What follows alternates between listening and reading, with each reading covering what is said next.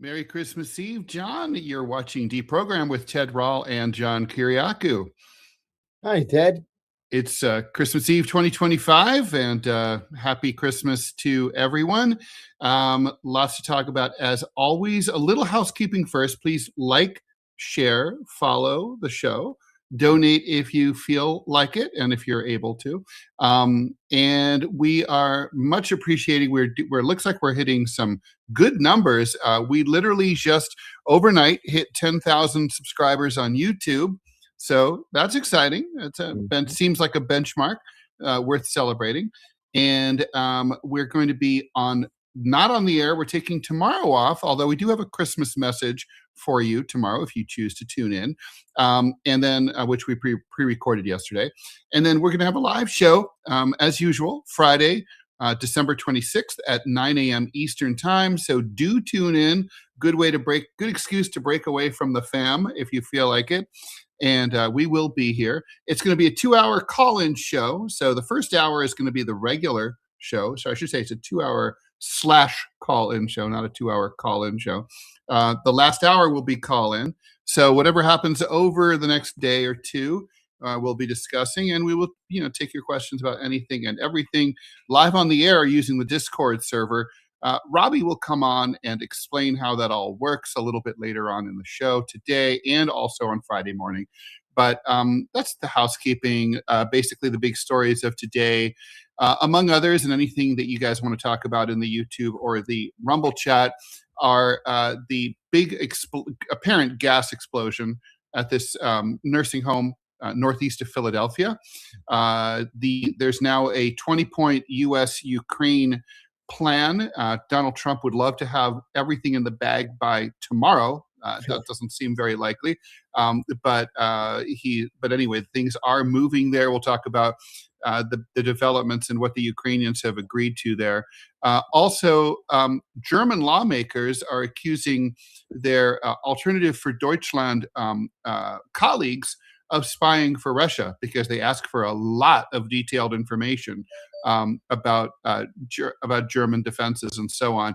And finally, I'm glad that we're talking about this because it's the kind of thing that a lot of other shows are probably going to give short shrift to, which is the death of this key Libyan general and seven other people, including crew, in this small plane crash in Turkey. So, John, any preferences, or should we just do some questions first? Let's just jump right into it. Let's jump into it. What would you like to talk about first? Well, first, is it rational asks if I got a haircut. I did not get a haircut. I'm sorry to say that we got 11 inches of snow last night, which did something to the water, to the pipes, to the pumps. I don't know what the heck. And we have no water. So I was able to put together enough of a couple of droplets to make a half a cup of coffee. Thank God. And I decided that was more important than taking a shower today. Yeah, it's funny. I get asked sometimes if I have a haircut, and when I haven't, and I don't know, my hair does transmogrifies and does strange things. Maybe it's an age thing. I never liked my hair. It's always been. I don't like my hair either. It's getting thinner and thinner and thinner. I don't know. I've never liked my hair. It's always been like flyaway. Right. And, there was years ago. I had a review of my work in the New York Times, and it was kind of useless. Basically you're looking for like a great phrase or a sentence like, Ted Rall is the answer to, everything, blah, blah, blah. But, New York Times, but like, it was kind of like not written that way. And they said at some point they said mop-headed political cartoonist Ted Rall, like I was a member of the Beatles. And so my publisher was like, as a gag on the back of the book, but mop-headed New York Times. Anyway, we didn't do that. I kind of wish we had. I think it would have been funny. So, all right, yeah. So what should we do first? Nursing home, Ukraine? Yeah, let's do this nursing home. Okay, this is your neck of the woods, sort of. Yeah, sort of. There's nothing you want more than your elderly parent to be safe and happy and, warm and taken care of. And you go to all this trouble to put them in a nursing home that you find that if you can't take care of them yourself, that where they will be safe and taken care of. And then it blows up, of all things. So the fire chief of this took place in, I think it was Bristol, Pennsylvania, just Right. north of Philadelphia. Said, well, there was a gas leak, and there was a this leak, and a that leak, and it was some kind of a problem with the piping, and the place blew up.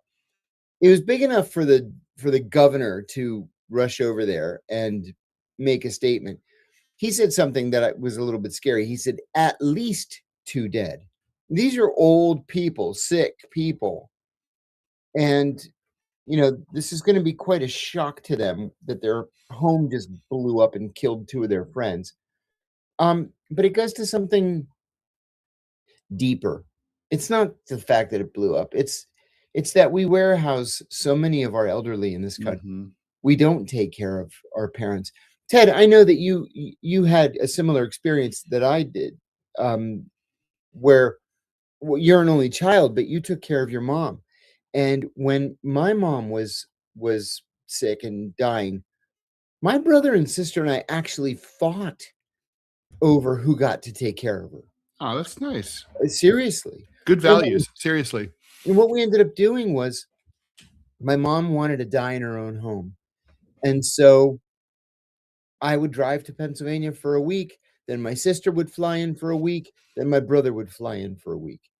And then usually a 4th week, one of her sisters did it, and then we would repeat the whole thing all over again.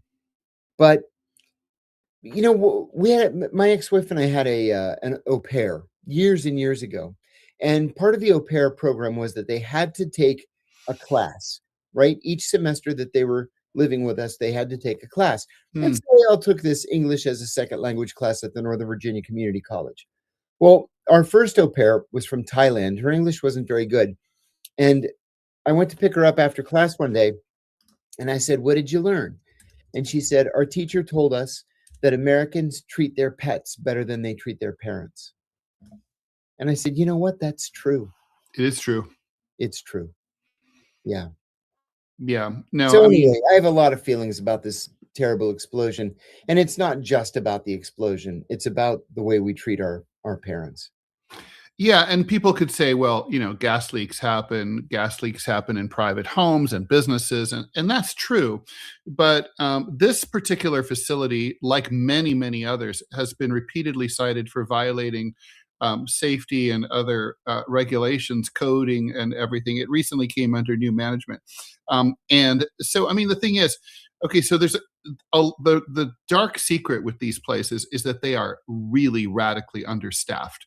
Um, Yes, when you walk, you first of all, anyone can walk in and out of them. There's almost no security whatsoever. So if there ever was a desire to do a mass shooting, that'd be easy. But absolutely. aside from that, there's no one when you need someone, and like if these weren't people who needed people, they wouldn't be there, right?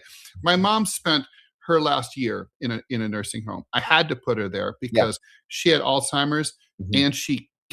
and she broke her hip so badly that it separated from her upper leg. And so she kept getting up, and obviously her whole body would crumble, right? So I couldn't deal with Yeah. that. There was no way physically I could handle Right. it, even if I just made this my full-time job. There was just no way. She needed 24-hour care. So it was expensive. I remember it was I think $8,000 a month in Ohio. That Uh, I, that that came sounds out right. that came Yeah. out of my pocket. Yeah. It was not good, and it was they were nice enough, but they were not well paid. These were minimum wage workers. Documentation, maybe yes, maybe no, and like in terms of the level of care, when something happened and you needed someone, they're just not around. And it's because they just don't have enough people. This is a massive for-profit business, and I mean, Wall Street loves this business because it's low cost, high income, and it's growing. And Yes. because of demographics. And so I've got it. My first thought when I heard about this story was, you know, if there was more staff, someone's going to smell a gas leak and is going to call 911, and the firefighters are going to come out and figure it out, and they're going to turn off the gas before this happens. I mean, I don't know about you, John. I've lived in apartment buildings where there were gas leaks. Oh my gosh, yes. FDNY came out right away. Yes. They turn off everything. They evacuate the building. I mean, that's a lot of what firefighters do. And Yes. and so it's about notification. The firemen can't do their jobs if they're not told, and there's no one to tell you. I mean, you can wander the halls of these places and not find a staffer. It's bleak. So I mean, I've ranted on, in other fora and here, and I'll do it again. I think anything that is an essential service should be something that the government should be involved in directly. I couldn't agree more. I And couldn't agree more. taking care of the elderly is an essential service. Americans need it. It's not optional unless we're going to start putting them on ice floes and sending them off into, the great beyond. So, obviously you and I are, we could be 15 to 20 years away from needing these services. When I was there, the facility with my mom, in memory care, there was a dude who was 58 in there, and his wife had just put him in there. I mean, you'd look at him, you're like, 58. wait, 58 years old, but he had early onset Alzheimer's. And it's like, so the point is, this shit can happen anytime. You get a stroke. I mean, that just happened to a colleague of mine. He got a stroke. He's younger than me. He's like in his mid 50s.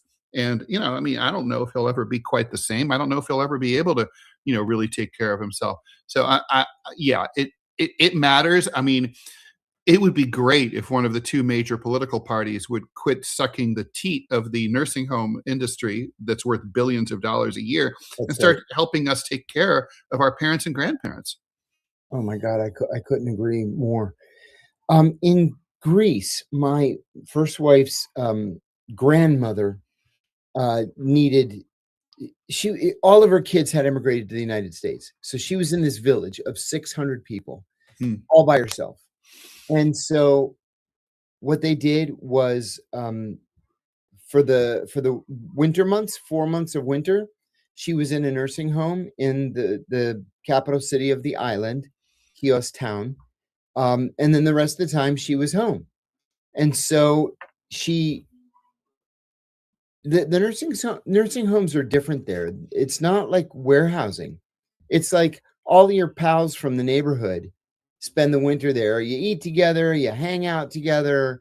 It's like a dorm. It's like a dorm, right? Yeah, it could be fun.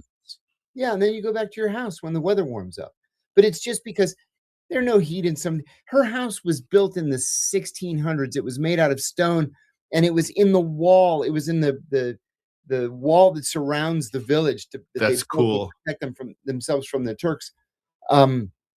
Yeah, and there's, the animals live on the ground floor and the people live on the second floor, that kind of thing. So the first floor was dirt. God, that's where I spent my first honeymoon. Oh my God. Anyway, that's a different story. I remember that story.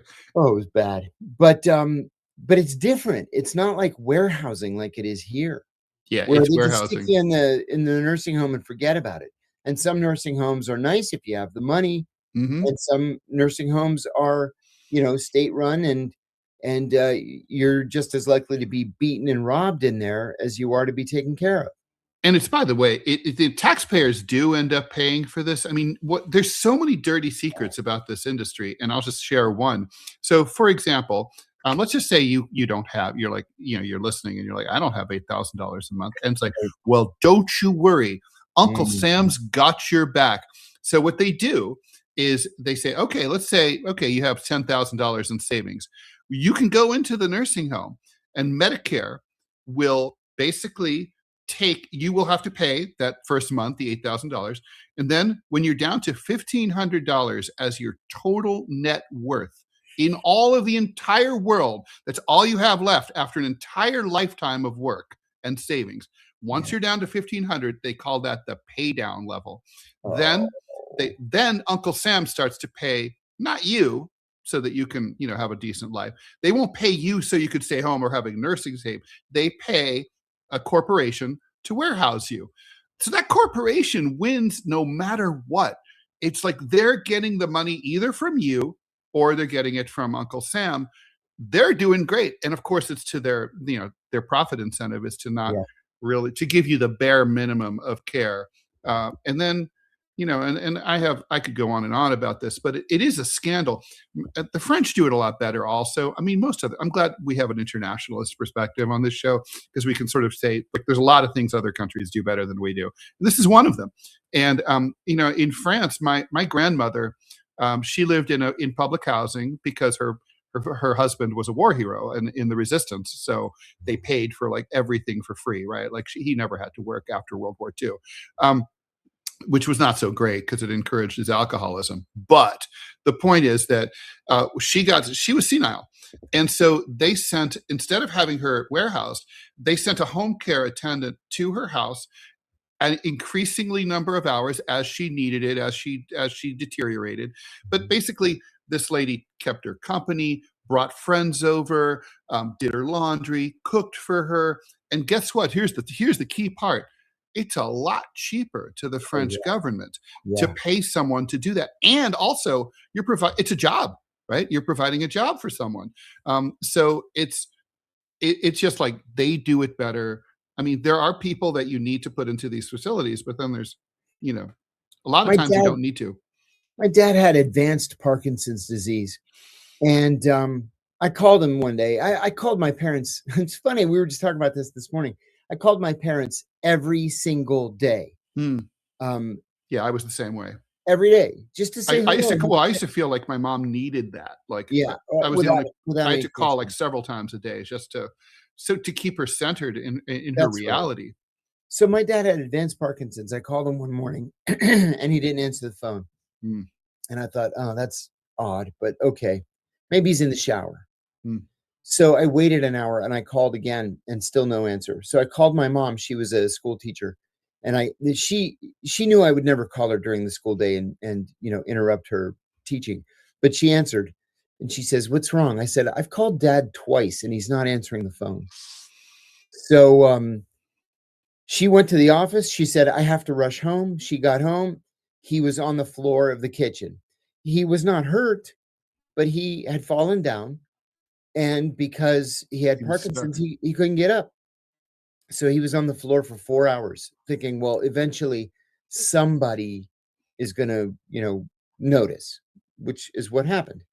So we hired a woman to come to the house. And she made his lunch and she, helped him get to the bathroom, and she played Monopoly with him and chess, and they would sit and watch TV. And that's what he needed. He just needed somebody for 8 hours just to sit there. I did one of those visiting angels things too, until before my mom fell. I was like, she wanted to die in her house too, and I wanted nothing more than that. That was, if she hadn't, I was just like, don't fall. Yeah. Once you fall, it's a real problem. Yeah. Yeah. Okay. Well, I mean, it's a scandal, and unfortunately, it's not even recognized as such. It's just reality. It's not shame on us as a culture that we allow this to happen. Yeah. It's not that we don't care. It's that it's our rugged individualism that makes us take it all upon ourselves and think this is my problem to deal with my family, instead of thinking, no, we all get old. This is a societal problem, obviously. Indeed.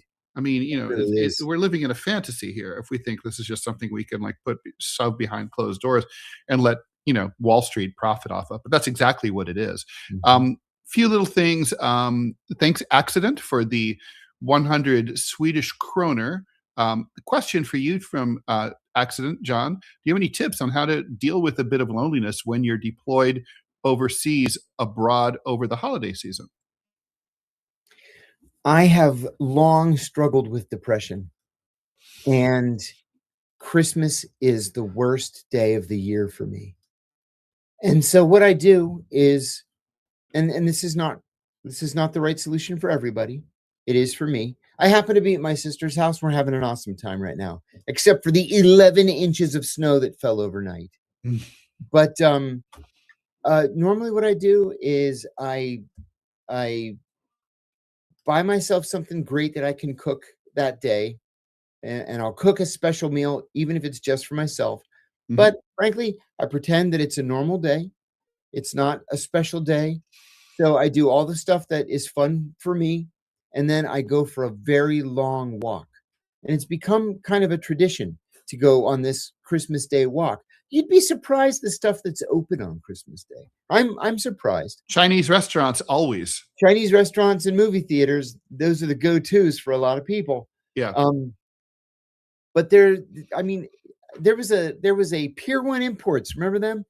Just down. Oh the yeah, street from I the miss house. Pier 1 and for all of your wicker and exotic Exactly. seashell needs. Wicker and rattan, anything Yeah. you need made out of wicker and rattan.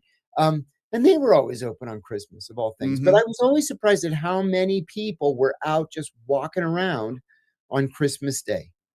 And so that always got me through it, without sort of falling into that depression. Plenty of music. Go out and treat yourself to a great Christmas, Chinese lunch, and then cook yourself a great Christmas dinner. Watch some TV, go to a movie, and you get right through it. Yeah. Oh God, I don't know what people with depression did without TV. I mean, I love, we grew up with TV being considered like evil, like social media is today. But man, I love living when TV is around. Yeah. Yeah. So we got a question here from more like a several part question from Stressed Telepath, appropriately enough. Thanks. I've been enjoying your show. Appreciate you taking the time to do it. Curious about your opinions about this. I think it's undeniable that a disproportionate. Oh wait, sorry. Let me. Okay. It's just undeniable that the murder of 2 American servicemen and a translator by a lone ISIS gunman is a brutal tragedy. However, a disproportionate response akin to when you compare it to Israel's bombing campaign in Gaza, which can be used by ISIS as a jihadist recruiting tool. Oh, for sure. Doesn't seem like religious zealots are capable of. Anyway, I take the point. This is that old, I do too. That quote that's always misattributed to Stalin about like, the death of one person is a tragedy. The death of a million people is a statistic, right? But I don't know I don't think we really know who said that, but no, it wasn't Stalin. But it is a great quote. It was not Stalin, although everybody says it was. Yeah. Yeah. I think that's a legitimate fear. Sure. Because we have to be, Joe Tough Guy on the block, and we have to use the iron fist. And they kill 2 American servicemen and a translator, and then we're going to go out and kill 50 or 60 people, which I think we already have done. I don't think it was 50 or 60. I think it was a dozen or so. We bombed a whole bunch of different sites associated with ISIS. Meaning some shack where some militant happens to be staying. Maybe or maybe not. Yeah, well, I mean, it totally plays into their hands. I mean, whenever I hear about these strikes, I always think about this story my grandfather told me. So in occupied France during World War II, the Nazi, when the resistance got active, starting in like 1941, the Nazi occupation authorities established a new rule. They put posters all over France that said, if any German soldier is killed by the resistance, we will execute 50 French civilians. If any German officer is killed, we'll kill 100. So his cell got together and they were all like, oh fuck, what are we gonna do? And my grandfather goes, this is it. They fucking played into our hands. Now we ratchet it up. Now we kill more Germans. It's gonna get all the fence sitters and the moderates off the fence. They're gonna get serious about joining the resistance. They're gonna hate the Germans more. There's not going to be any love for Pétain anymore. This is like, yay. And I always thought, God, like so cynical, but so true. True. And that's what the Germans did in Greece. I mean, we have these very solemn days of recognition where, we recognize the massacre of Kalavrita, for example, or the massacre of this place, the massacre of that place, where, during the Second World War, one German soldier was killed or one German major was killed. And so they took all 150 men and boys from the village and murdered them inside the church and then set the church on fire. Oh, yeah. That's like France. They did that shit all over Europe, of course. Yeah. They love that setting the church on fire thing. Yeah, they do. They burned a lot of churches. There's a famous massacre in southwestern France in Oradour-sur-Glane, which is the name, where they they destroyed they killed the entire population of the village, 642 people, and they put them inside a church and set it on fire, and I think one person escaped, like basically got out through the roof and then rolled off the roof and then managed to escape into a field. But my cousin Mike, who just died, he's my dad's first cousin, lived in Silver Spring, Maryland for more than half a century. It's funny, he was my dad's cousin, first cousin, and his wife was my mom's first cousin. So we were related on both sides of our family. But anyway, Mike would proudly show me, whenever I would ask when I was a little kid, the bullet wound scar from when the Germans shot him in Rhodes in 1944. There was a German soldier stealing water out of the family well, and Mike was whatever he was, 16, I guess, and he was like, "Hey, that's our water. You can't steal our water." And it's dry in Greece. That water's precious. And the Nazi just pulled out a gun and shot him right through the stomach, and he lived to tell the tale. Wow, who sewed it up? Do you know? I don't. Because I remember meeting guys in Afghanistan who had like crazy bullet wounds, and like basically it was like their buddy did it, like field medicine. Yeah, like, with needle and thread. Exactly. Yeah. Another thing too. I wrote a piece years ago about my grandmother. My dad and his sister inherited from my grandmother two important pieces of property on the island of Rhodes. One was direct beachfront, and the other was a farm of about a little farmette of about 5 acres above the village, going up the mountain. And he sold them. My dad and his sister sold them to another cousin in Rhodes. But the way we got that land was that my great grandfather was the chauffeur in a horse and buggy, was the chauffeur for a wealthy Greek Jewish man. And when the Nazis arrived, he begged my great grandparents to hide him. Of the 2,000 Rhodian Jews that were taken from what is now called the Square of the Jewish Martyrs in the old city of Rhodes, 14 survived the war. They were all sent to Auschwitz, all of them. 2,000 of them, 14 survived the war. My great grandparents kept him hidden in their 2-bedroom house down on the beach through the entire Nazi occupation, which was 3.5 years. And if they'd ever been caught, they would have been killed. Everybody in the family would have been executed. Yeah. And so when the war ended, he gave my grandmother these pieces of property that were in our family until 1991. That's amazing. I'm That's very the proud opposite of of blood money. That's like heart money. That's beautiful. I'm very proud of them. You should be. John, this is from Venkatesh. Thoughts on RAW Indian intelligence? Apologies for recent bitter experience with India and Pakistan. Hilarious. And by the way, also thanks for Line Bar for the donation. Much appreciated. And also, okay, we'll talk about that later. Go ahead. I never worked with Indian intelligence. I never had reason to. I will say that I went to India 3 times while I was with the CIA, and the Indians were just asses to me. Just because it's their, we talked about this earlier in the week or end of last week, whenever it was. Indians just dislike each other. They go through life just in this state of bitterness about who's better than whom and who's from a higher caste than the other guy. I would imagine that it's higher caste people in Indian intelligence. No, it has to be. Yeah, it has to be. But I never needed to work with them. All right. Well, that's and by the way, thank you very much for the let's see. Thanks for the tips for and 100 extra kroner for accidents is thanking us. Thanks for the $20. We have to thank MT16N7 for $100. Oh shit! Happy Christmas to you. That is Mike in Nottingham. Thank you, Mike. That's very generous. Thank you very much for that. Much appreciated. Good morning and happy holidays, guys, from Soden. John, I was always intrigued by the death and career of William Colby. I think it's Colby. Yeah, Colby. And his death. Do you think his death was an accident? What was your take on it? And what did you hear around the water cooler? I actually don't think his death was an accident. I think he was assassinated. Wow.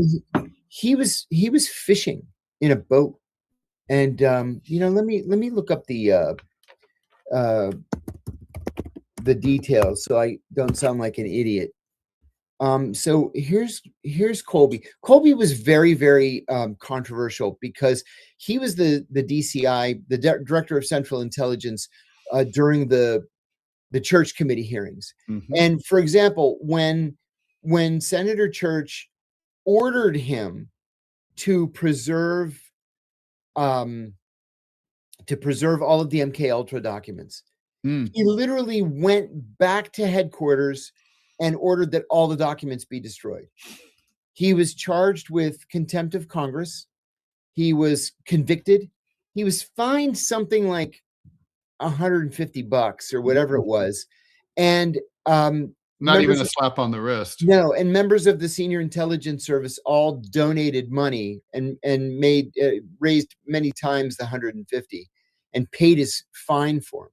So in 1996, it says here, April 27th, 1996, Colby set out from his weekend home in Rock Point, Maryland on a solo canoe trip. His canoe was found the following day on a sandbar in the Wicomico River, a tributary of the Potomac, from about a quarter of a mile from his home. On May 6th, Colby's body was found in a marshy riverbank lying face down, not far from where his canoe was found. After an autopsy, Maryland's chief medical examiner ruled his death to be accidental.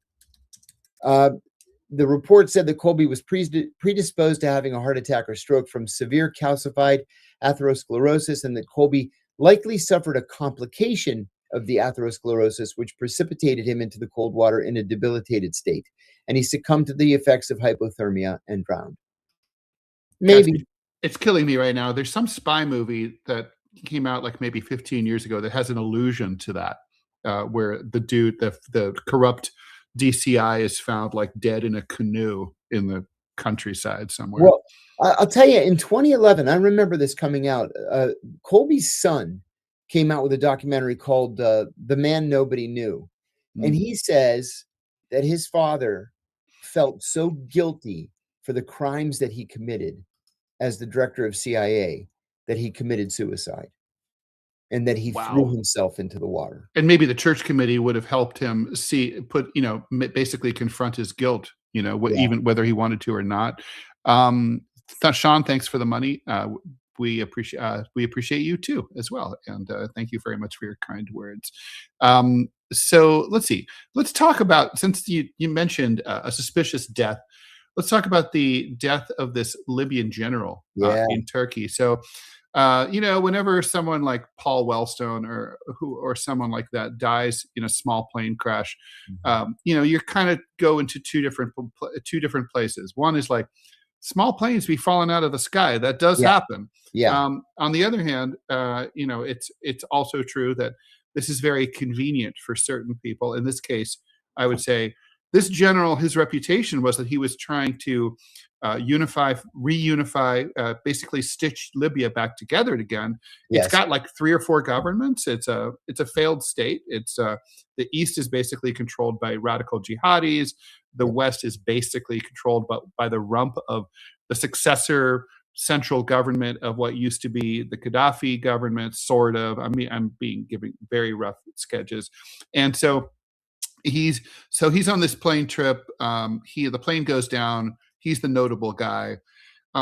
It's certainly very convenient for those who have an interest in seeing Libya remain in its current state. On the other hand, small planes fall out of the sky, and of course it happened on Turkish territory. I mean, I know we don't know what happened here, but what are your thoughts on this, John?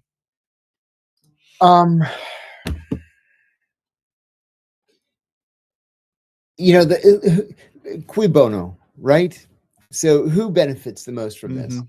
I'm saying this tongue in cheek, but in all seriousness, the Greeks benefit the most, because this guy was the driving force in the rump Libyan states' very, very close relations with Turkey. And it was all about the natural gas that is off the coast of Cyprus. And so the Turks declared a 200-mile economic zone, and the Libyans declared a 200-mile economic zone, which allows them to take as much of the gas as they want. Nobody recognizes this except those two countries. The Greeks benefit, the Egyptians benefit because they hated this guy. The Israelis benefit because it throws the whole Turkish, Libyan, anti-Israel gas exploration thing into question. So I think there are a lot of countries and a lot of people who are very happy today that this plane went down and killed not only him, but 6 of his top aides. Yeah. And now the Turks are back to square one when it comes to the gas exploration. Libya stays in its current state for the foreseeable future. That's right. I think there are a lot of people very happy about this. Yeah, no doubt. Glasses are clinking in the corridors of power. DJ 928, thanks for the money. John, do you remember there was a secret Chinese police station in New York last year? I would take issue with calling it a police station, but a facility, let's say. How common do you think that may be with other countries on U.S. soil or even black sites? I think that it's common for countries like Russia, for example. Well, we know for 100% fact that it's common for the Russians. The Chinese have been doing it for at least 20 years, maybe longer than 20 years. The Israelis absolutely positively are doing it. But you know that there's a danger there in that these people, if caught, would be considered non-official cover. They would be considered knock officers, which means they have zero diplomatic immunity. Right. And they can be prosecuted to the fullest extent. So the Chinese were taking a real risk because not only were they non-official, but they were going out threatening people. Yeah. You know, and of course you're going to get caught. Somebody is going to go to the authorities. They're going to go in the middle of a major city. In the middle of a major city in Chinatown, of all places. By the way, the Taiwanese do this too. Oh, that doesn't surprise me at all. Yeah. Yeah. So there's kind of like the shadow wars that happen on, we think of, I mean, it's surprising to Americans to think that it happens on American soil, but it does. Yeah. I remember back in the 80s, my father-in-law told me about this story, but one of his Taiwanese independence activist friends living in Colorado, I looked this up, I verified it. He was a pro DPP guy. He got captured by basically a KMT assassin, came to Colorado and killed him and chopped his body into little pieces and left all the bits and pieces on his front lawn. Oh my God. That's hardcore. I know. I was like, that's like Afghan style. Yeah. The Indians do it too in Canada. There's no evidence that they do it here in the United States, but they do it in Canada, where they'll have, these Indians just like running an Indian restaurant and then doing hits on Sikhs after hours. Yeah. There was that there's that crazy that Canada was up in arms over this shit like a couple of years ago.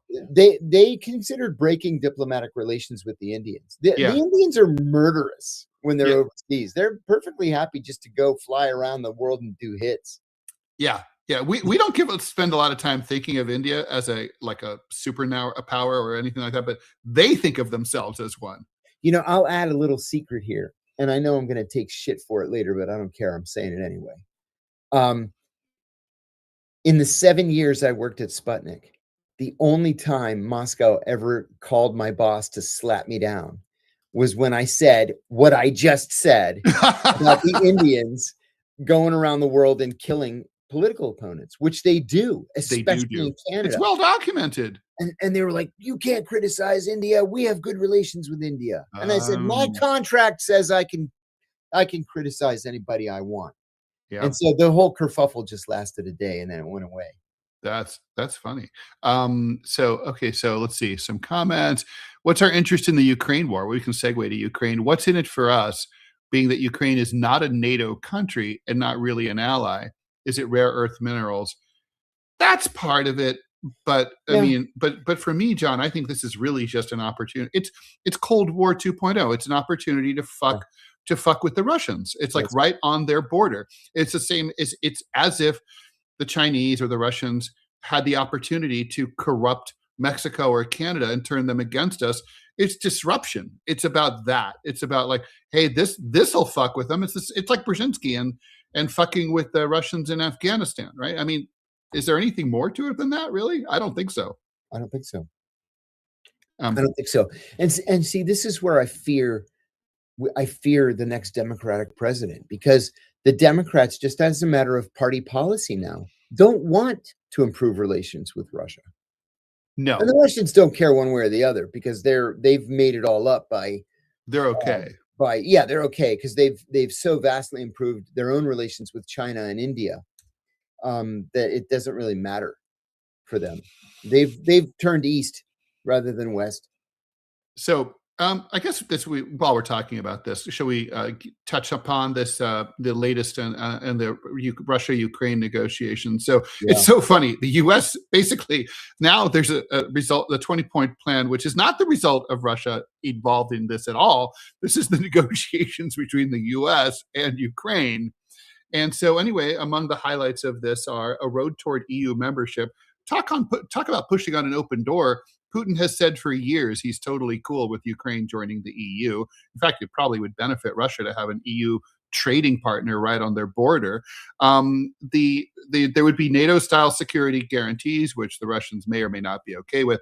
And then the real news here is that the Ukis have agreed to create a DMZ. The exact details are not 100% clear, but not only in obviously the areas that are occupied by Russia, but including in the eastern part of rump Ukraine. Basically, the lines would be, as you and I have talked about forever, the lines are going to be frozen. When the combat ceases, that will be like the equivalent of a Pakistan-India line of control. It will sit, and then but whatever's the remaining 80% or so of Ukraine that's still under Kyiv's control, the eastern part of that would be a DMZ, which again, you and I have talked about how that would be a likely outcome. I think Russia probably will be okay with that. What do you think? Yeah, I think so too. The truth is, eventually there's going to be a deal. Eventually, Yeah. there has to be a deal, because the Russians are winning the war, and so the Ukrainians have, a real necessity for some sort of negotiated settlement. We've all been saying since the day Russian troops crossed the border that the deal would have to include some sort of territorial concession. So after all these deaths, after all these months, here we are at the point of territorial concession. John, we are not smarter than the ancients, right? Like No. like the Hittites and the Assyrians and those ancient people, they got tired of this kind of bloodshed. And like at a certain point, there's several incidents in which they decided, okay, what we're going to do is, instead of all having the battle, what we're going to do is we're going to line up in the field of battle as if we were going to do the battle. And then we have auditors from both sides count the number of weapons, count the number of men, look at the terrain and say, oh, okay, so the Hittites would have won this one. Okay, all right. So you Assyrians, you give the Hittites this town, and we all go home, and no one dies. That's and there are countless examples of this in the Bible, right? Yes. I mean, this is even in the Bible. They're smarter than we are. They were smarter than we are. Yeah. Thanks for the Christmas greetings. $50 from Lorraine Frost, and thank you. And I'm sure Robbie shares your Christmas wish. Tariq, Ted, it's a socioeconomic issue, but do you believe it's also a cultural issue in Western countries regarding taking care of elderly parents? 100%. Yeah, we have this whole even the idea that our kids turn 18 or 21 and then they're on their own. My father gave my stepsister, what was her 18th birthday gift? He gave her luggage. Basically go fly free. I mean, basically the multi-generational thing is just not a thing in the United States. The Waltons is dead, and it's cultural. We feel that we don't have to have any ties to our families. Yeah. It's really toxic and foul. I mean, I'm so against it. I would love to live in a house with 4 generations and in a compound where we all take care of great granny and the great grandkids are born. I'd be like, I love that. In Greece, and this is very much a cultural thing, Greeks build multi-generational homes.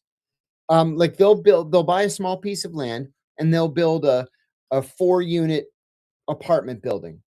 So the parents are on the top floor, and the kids, when they get married and they have kids of their own, whatever, they have the 3 apartments underneath. You see that absolutely all over the country, including in Athens. When I first moved to Athens in what was it, 1998, I stayed in an apartment building for the first 3 or 4 months, and we were the only non-family members who were in the apartment building. So the owners, the old folks, were up at the top. Their kids had the other floors, and then we had one. We have an ad, I think, huh? Yeah. Yeah, I Okay. think we have an ad? Okay. Is it okay, so, Robbie, whenever you wanna put that up, let me know. MT16, again, thanking you. John already thanked you for the $100, but, could I send you some Blue Chew? I had to look up what that is. Did you know? It's Yeah. ED medications. Yeah, no, I thank did you. not know.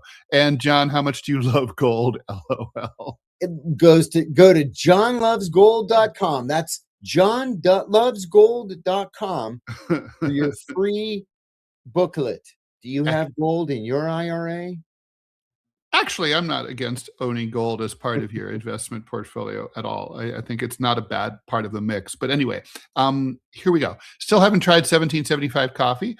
Now it's your shot. The 1775 starter kit just dropped, only 1,000 units. You're getting the bold dark roast that hits hard, the smooth medium roast, and the Vitality mushroom coffee for clean energy and laser focus. No crash, all single origin, small batch, toxin free, and mold free. Plus, you're also getting a gold spoon clip because freedom isn't scooped with plastic.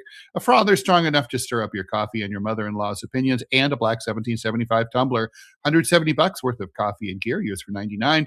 This is for the ones who've been watching 1775 blow up on Rumble, wondering if it's actually worth it. Spoiler, it is. Robbie drinks it and likes it. Go to 1775coffee.com/studio and grab your starter kit before they're gone. Bold beans, clean fuel, and a morning routine that stands for something just like Rumble does. Okay, a few more comments to hit, and then back to the. Thanks for the $5, Tariq. Grateful for you all in the show. I get more informed and gain perspective every show. Can't get enough of Ted's East Asia anecdotes, Central Asia. Merry Christmas to all celebrating. John, what do you think the future is of Greece? That's a very open-ended question. By 2030. Oh, yeah, that's on the one hand, I'm optimistic in that they really, really have pulled out of the economic collapse of 2008 to 2000. Yeah, they're no longer one of the pigs. Portugal, Italy, That's right. Greece, and Spain.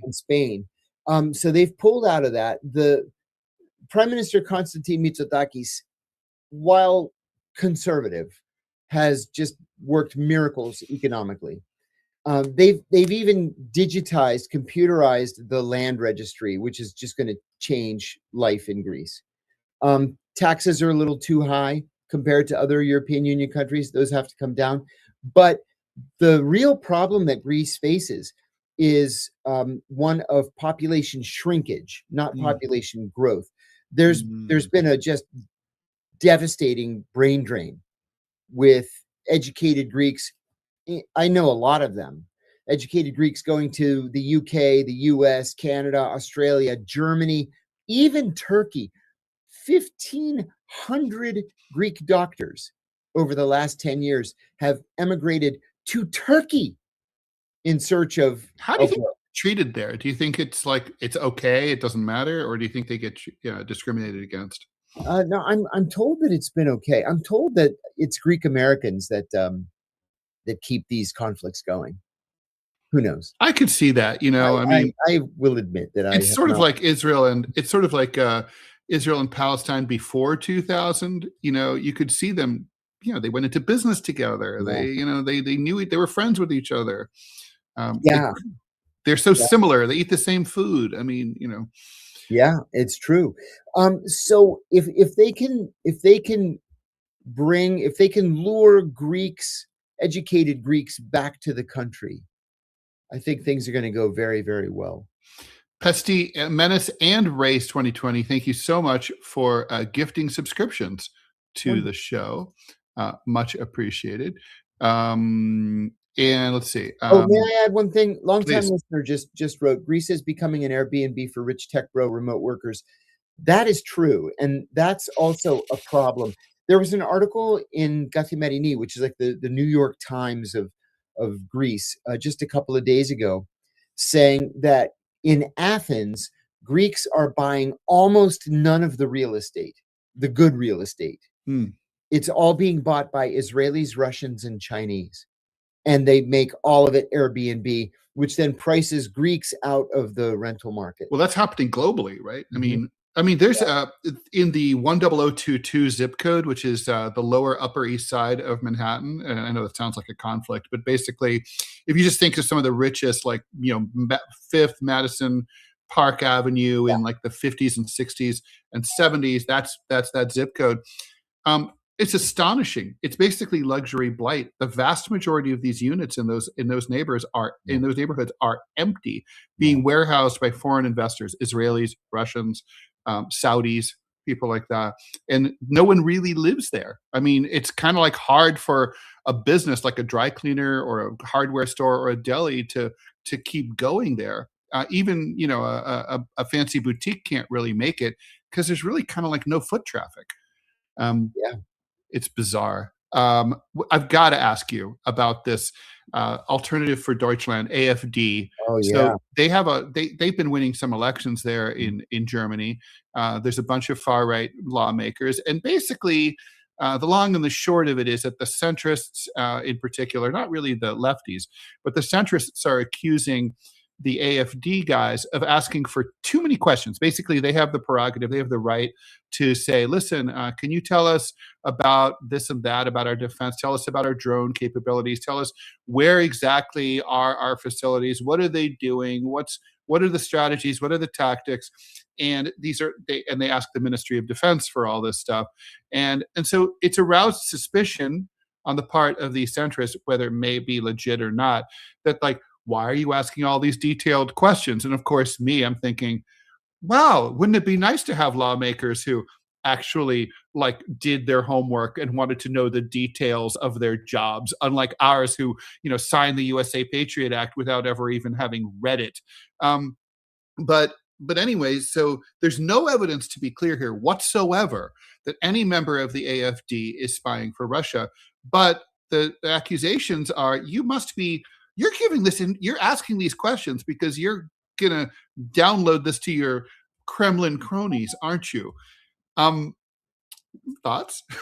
Yeah, I think that this is just what we face today. Anytime somebody doesn't like your politics, and listen, I hate the politics of the AfD. I really do. I think Me it's a too. neo-Nazi organization.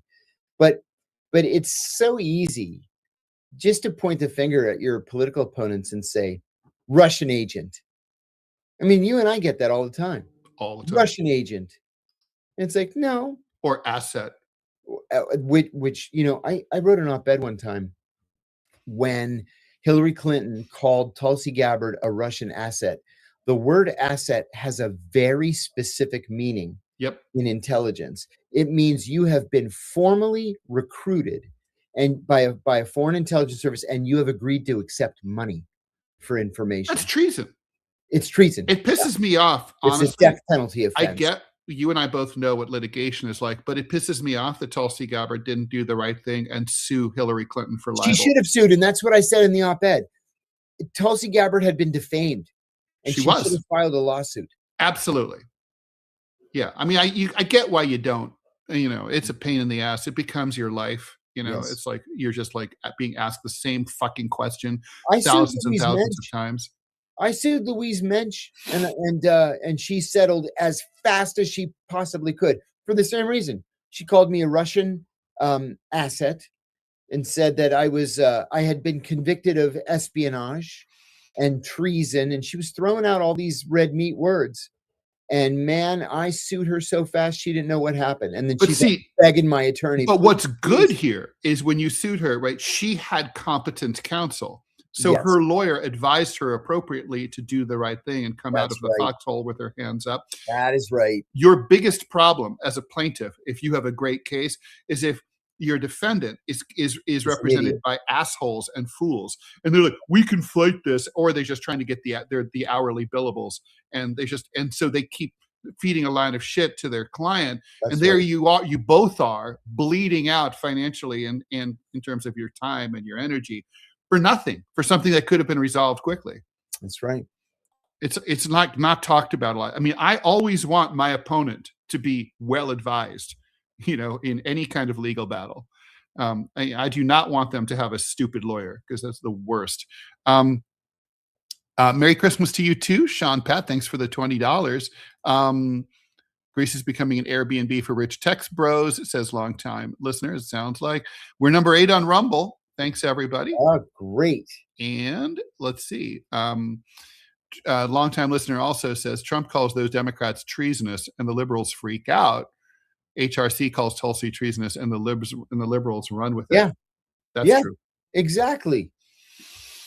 Well, because Tulsi was not a member of a protected class. I have this whole thing I wrote a couple of weeks ago in my op-ed, in my syndicated column. It's like, there are protected classes. You and I don't belong to a protected class.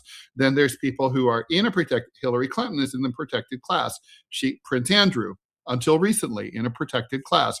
Nothing bad can happen to them no matter what they do. Jeffrey Toobin, protected class. Nothing bad can happen to him. It's weird. Yeah, agreed.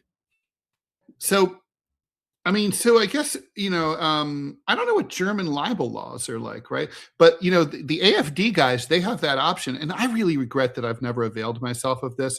Next time someone fucks with me and it's on the internet, I will sue them in England, where the libel laws are good. That's an easy win. Yeah, it's an easy win. So the AFD guys, they could go to the UK. And I mean, these accusations have appeared online. So therefore, they're in the UK, so they have jurisdiction. Yeah, that's right. I should have sued the LA Times in England. Yeah.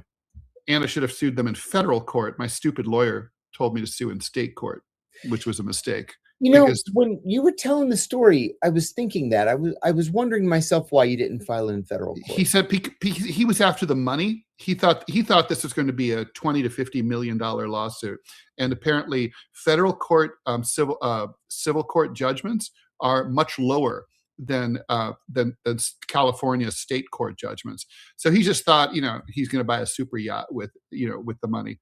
That's what it was. But we opened ourselves up to the California's anti-SLAPP statute when we filed in California Supreme Court or Superior Court or whatever it's called, Superior Court, and that was the fuck up. It was a major fuck up. But I always part of me's happy it's over, because it was 5 years of my life. Yeah, it's a long time.